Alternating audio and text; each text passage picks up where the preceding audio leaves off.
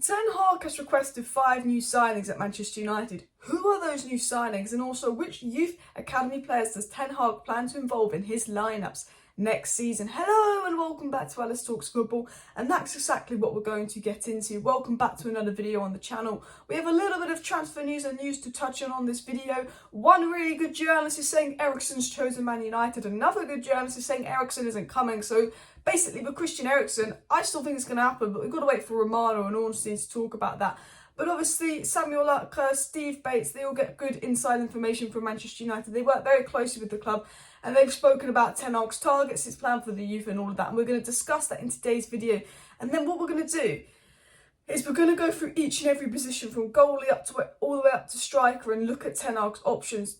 Considering who's going in, considering who's going out, we're going to look at what Ten Hag's lineup could look like next season, what his options are for each position. So let me get into the news and all of that. So Samuel Lucker said that Ten Hag is targeting at least 5 signings. At least 5. Now, if we get Eriksen, we need to get 6 signings. If we don't get Eriksen, we can get 5 signings. That's how I see it, because he's a 3. Now, who are these 5 signings? So we know the first one, of course, is De Jong. The second one is Eriksen. We know the third one is Timber. However, that's unlikely. So we switched our attention to Martinez or Pau Torres. We know the fourth one is Antony. And we know the fifth one is probably a left back. We've been linked to that Bundesliga left back, Rom, is it? And also Malaysia. We think the 6th one, because it's at least 5, would be a CDM, with Laurie Whitwell saying that he wants 2 midfielders, Admiring Kante and Edson Alvarez. But they seem to be the 6 kind of positions. You could always say Darwin Núñez was obviously in there originally, but we missed out on him. But who are his 5 options now? Well, it's very, very obvious that De Jong and Eriksen are his options. He really wanted Timber, but I'm assuming it's Martinez as the 3rd option. I think it's a left back as the 4th option. But the 5th option is Antony. They're his 5 options right now, and if we get 6 players, because Eriksen's a 3, and if he wants at least 5 and one's a 3, it will probably be a Kante and Edson Alvarez. I'm hoping a Sangari or a Lema, because they'll be available for good money, and I think you can get Frenkie de Jong, but you know, Frenkie de Jong replaces Pogba, Eriksen replaces Mata, but you still need to replace Matic. And I've always said this, Man United needed a Matic replacement when Matic was at the club. He's the only player that can do that role. Fred is better as an 8. I tell you this now. Scott McTominay better higher at the pitch. Donny better higher at the pitch. We don't have a player other than James Garner, who we don't even know if is ready, although he was really good on loan, who can do that sort of maybe Matic role. And James Garner isn't even a complete 6, but it doesn't matter because they're playing a 4-2-3-1. We only need a defensive-minded midfielder. But no one could do that Matic role but Matic, and Matic is gone. So no one can do that role. And Frenkie de Jong can't do that role. And I don't know how it's not a priority, but that is Manchester United for it.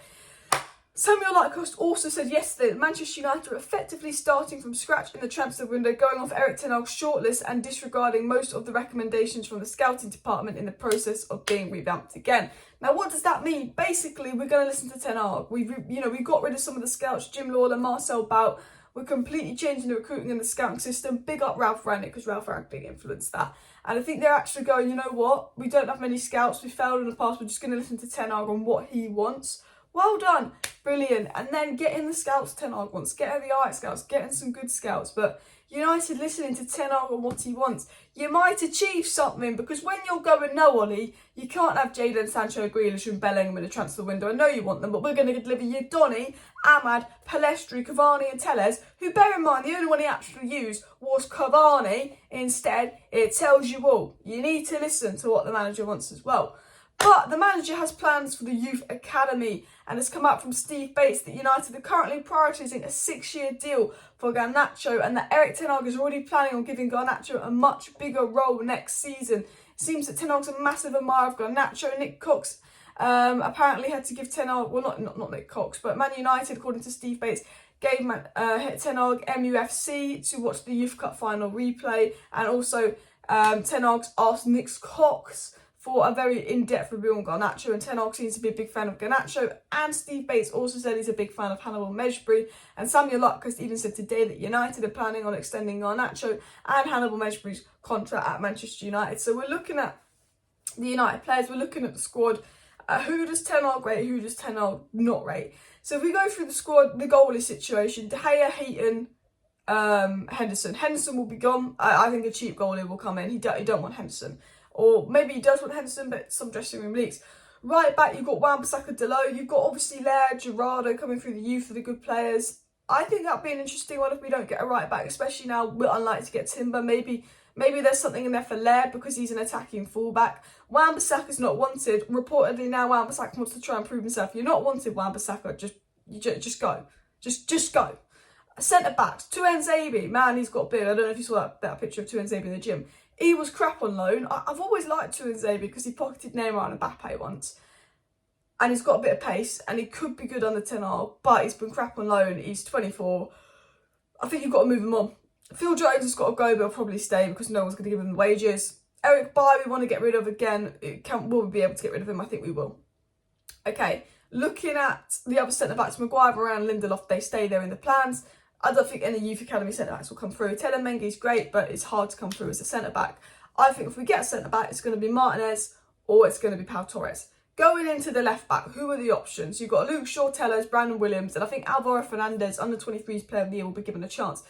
Brandon Williams is told they won't guarantee him game times. If he wants to leave, you can go. We know Ten Hag doesn't rate Alex Tellers. He's not like up on the market, but it's very obvious that we've been linked to Malacia and all these left backs. He does not rate Alex Tellers. That's the situation. Going into the midfield, Pereira, yes. James Garner, that will be an interesting one. He will go on pre-season tour. Ten Hag will keep an eye on James Garner, but they might think he'll benefit from a Premier League loan. I think James Garner will make a late move in August, and I think he will leave if we get 2 midfielders in. I think he will stay if we get 1 midfielder in. Looking at other options, but Tom and I will stay. Fred will stay, and I think he will be involved. Donny will stay, and he will be involved. De Jong will come in. Bruno will stay. I believe that Eriksen will come in, but one good journalist is saying he's not coming. One good journalist is saying he is coming. I'm trying to stay positive. I don't know if he's going to come, but I know Ten Hag wants him. You can also think, will there be another midfielder in the mix like a Sangare, a Lemar, a Kone, a Kante, and Edson Alvarez? Potentially, but right now it seems unlikely. Going over to the right wing, Antony is who we were trying to get. I think we will likely get him. Amad Diallo, Palestri can do a job there. They play right wing. Rashford better on the left, but can play on the right. Sancho better on the left, can play on the right. I think if we get Eriksen, Bruno will be shipped to the right, or even Eriksen will be shipped to the right in games. Garnacho can do a job on the right, better on the left. Elanga can do a job on the right, better on the left. Schulatiri, Mejbri, Donny can all do a job on the right. Yeah, but you know what I mean. Left, obviously, left wing is Jadon Sancho's. Rashford is backup. I think Garnacho could get given opportunities, but it is Jadon Sancho's. Up top is Cristiano Ronaldo, and obviously Anthony Martial potentially as his backup. Anthony Martial could also be a backup left wing, but I think, he'd probably be more used as a 9. I don't think we're going to get a number 9. Reports are coming out now that we've missed out on Darwin Núñez. We're more focused on the left-footed right forward because of the striker market's fucked. Like, if you want a striker, you've got to spend 60 million on crap these days. So I don't think we'll be getting a number 9 in the summer, despite it almost being a priority. So if we're looking at the squad and imagining who's coming in and who's going out, my predicted lineup for next season will be David De Gea in goal. It'll be Dalot right back. I'm still going to go Luke Shaw left back, but I do think we're going to get a left back now. I think it'll be Varane, and I'm going to go with Martinez next to Varane. In the midfield, I'm going to go with Frenkie de Jong, Donny, and Eriksen. Now, I don't think that's going to work. I'm going to be honest with you. I don't think it's going to work. Because, De Jong and Donny want to go forward. Who's going to stay back? But I don't know if we're going to get anyone that's going to stay back. I hope we do, but I'm just going to go with that, all right? Right wing, I'm going to be going with Antony. Left wing, we'll be going with Sancho. And up top, I'm going to be going with Ronaldo. Does that look like a top 4 squad?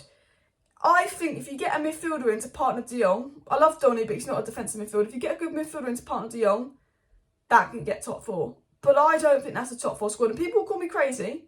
Liverpool and City, we're not catching them. Chelsea, we might catch. I don't know with Chelsea. It really depends with the transfer window. Arsenal and Spurs are better than us, I guess, because they finished above us. They're having very good transfer windows. I think it's an interesting one. I've always said the Europa League could be a blessing in disguise. I think our best path into Champions League right now is possibly Europa League football, winning the Europa League. So it's an interesting one. It's an interesting plan. But obviously, Mejbri and Garnacho could be involved in the mix. Alvaro Fernandez could be involved in the mix. Garner could be involved in the mix. But he wants at least 5 signings. He'll probably get 3. You know what the Glazers and the board are like. But Richard Arnold's gone and reassure fans things will happen.